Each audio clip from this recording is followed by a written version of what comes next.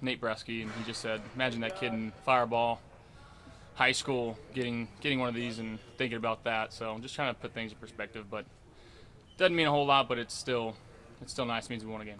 On that note, Josh, you win the AFC Offensive Player of the Week when you say the stats weren't that great. It wasn't a 400-yard game. It wasn't 100-yard rushing, but does that kind of reinforce to you the kind of game that you did play to help your team win last week?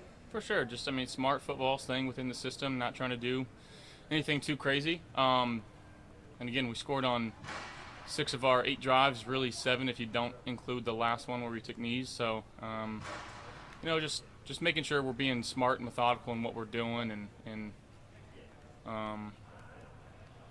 just trying to stay ahead of the sticks and win football games. To continue on that, Sean said both Monday and again today that he thought that game was so good for being execution for you. What have you kind of taken from that game, maybe particularly having it after? Again, just going against a good front, making sure we're getting the ball out and getting our guys in space and forcing those interior D linemen to move around the field, tire them out just a little bit, and just making sure we're spreading the ball around fairly evenly and just being two-dimensional. You mentioned front. Is Washington front as good as theirs? You played them a couple years ago. Obviously got Chase Sack last week. What have you seen on tape, and how are they different? Yeah, it's one of the best groups, if not the best group in the league. Up front, they're all big, fast, powerful, explosive. They all can get after the quarterback.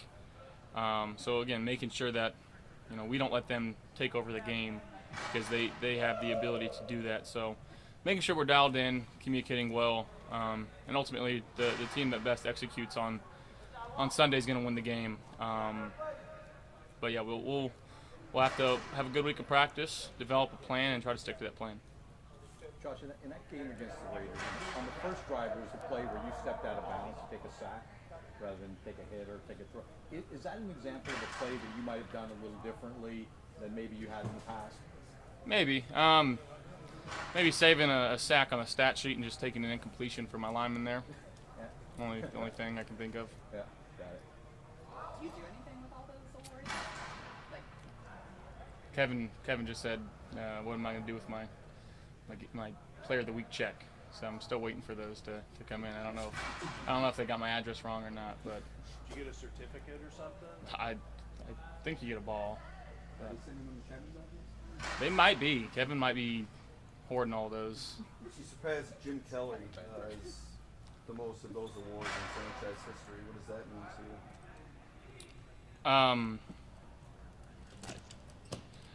to you? It doesn't mean all that much, guys. Like, we're just out here I'm just trying to help this team win football games, and again, they don't give those awards to guys that are losing football games. So again, helping put my team in good position to win football games. That's all I'm trying to do. Josh, can you talk a little bit about the variety of skills and experience that you have in the backfield behind you on this game?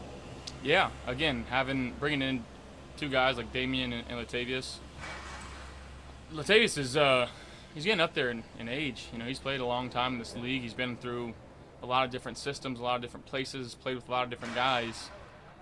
So he's got a lot of smarts to him, and to have his experience in the backfield, it shows. It doesn't just show when he's on the field. When he's in the room talking with a young guy like James and Damian, obviously been in the league a little bit longer than James. He's still pretty young too, but you can tell just the experience that he's had in big games. Obviously going to Alabama and just being in those big game environments, that the game's never too big for them. They understand their assignment, and that room is all true professionals. It really is. How critical is their participation in trying to keep claw that defensive line that you referred to earlier in Washington? Big time. If teams want to start playing, the 2 high shell, the quarters, the Tampa, and try to get to the quarterback with 4 guys, we got to be able to run the football effectively and try to pull them out of that so we can open up some things in the passing game. But if they just want to keep playing, like I said, that shell, keep running it and trusting that those guys are going to go make yards.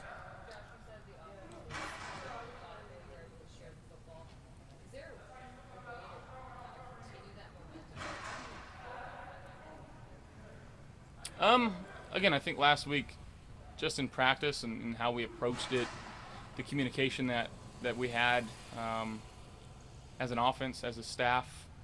It was very open, it was very honest, and just making sure that we're staying on top of those things and trying to take the same approach every week.